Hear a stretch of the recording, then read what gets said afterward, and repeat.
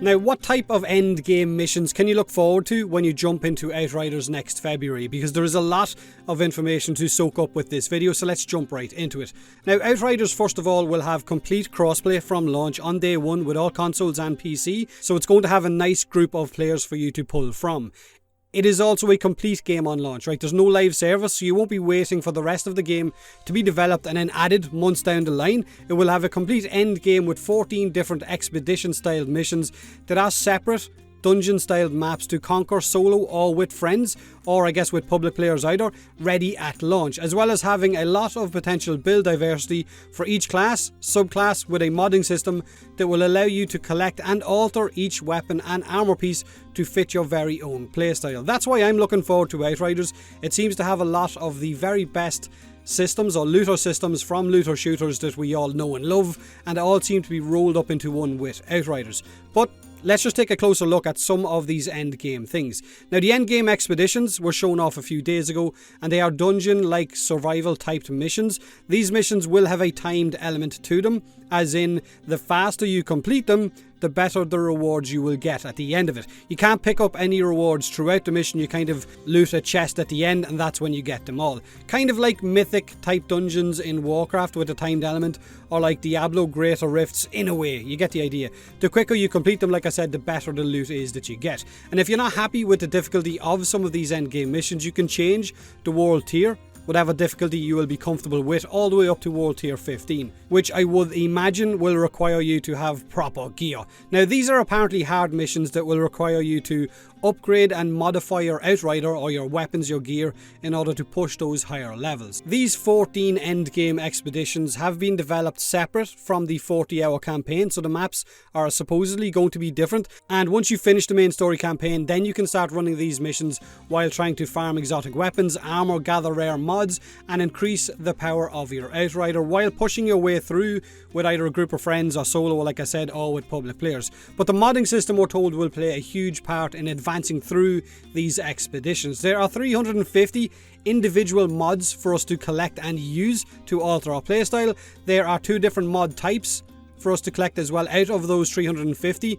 General mods, which will alter your weapons and armor, I guess base stats, crit chance, things like that. Then there are skill mods. These will alter or change how some of your class specific 8 abilities will actually work, but they only fit on your armor pieces. Now, these will increase skill damage, increase your cast count for skills, the cooldown of skills, and so on. But there is also legendary only mods from legendary pieces. Weapons and armor, when picked up, can then be broken down or destroyed to extract the mods that is within them. Once you break them down, those weapons are gone, to destroyed, you can't use them anymore, so you can use those extracted mods then to put them on other weapons and armor, and this goes for legendary weapons as well. On the recent stream, they showed off how they broke down a legendary assault rifle that dealt lightning damage and put the lightning mod onto another legendary rifle that dealt ice damage. So the new rifle build basically froze enemies, but also had them getting hit by lightning. So there is a lot of build possibilities once you start gathering these legendary mods. Now, they also showed how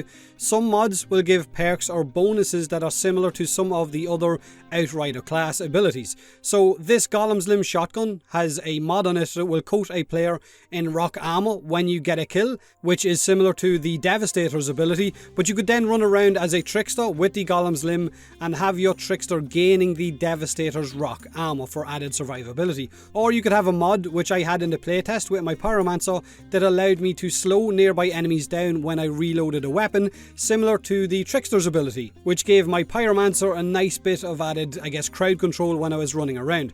But to equip these mods, it will cost resources. Again, you're going to have to farm for those resources in certain missions. On top of all of the different mod compilations that we can pick up and use and customize for our builds, you can also spend resources to increase the rarity of your weapons. So if you get a rare weapon and you want to bump it up to be an exotic weapon or a legendary weapon, then you simply just have to spend some resources and that will change the weapon rarity. Now, you can also change the weapon variant. Now, this is really cool. So you could change a sniper rifle into a fully automatic sniper rifle, or you could change a fully automatic assault rifle into a semi-automatic assault rifle, or range of a rifle instead into a DMR, I guess. You could change a normal shotgun into a fully automatic shotgun. On top of being able to change the rarity, you can also directly change or decide to level a weapon up.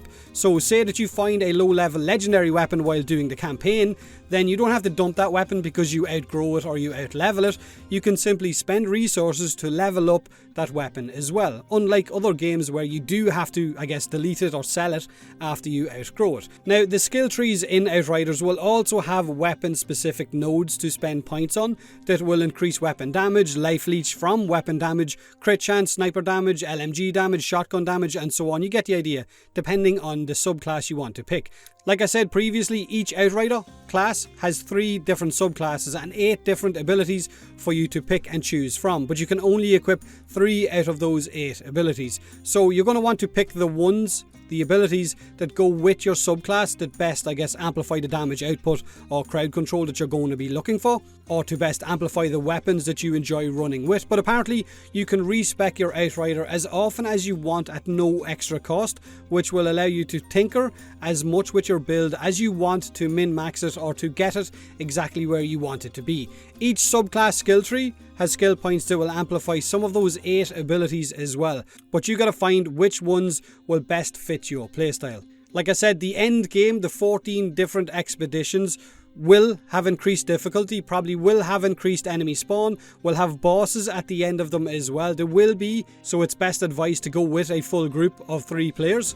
But the possibility with all of the different mods, with the damage mods, with the legendary mods you can get off weapons, with the set pieces probably from Outrider specific armor gear, with the fact that you can break down weapons, you can level weapons up, you can change the rarity of weapons. There's a lot going for Outriders. Like I said at the start of the video, that's why I am excited to jump into it in February and see exactly what it's all like when we actually get to play it more in depth. But let me know in the comment section below what you think of it, what you think of what you heard, whether you like it or not.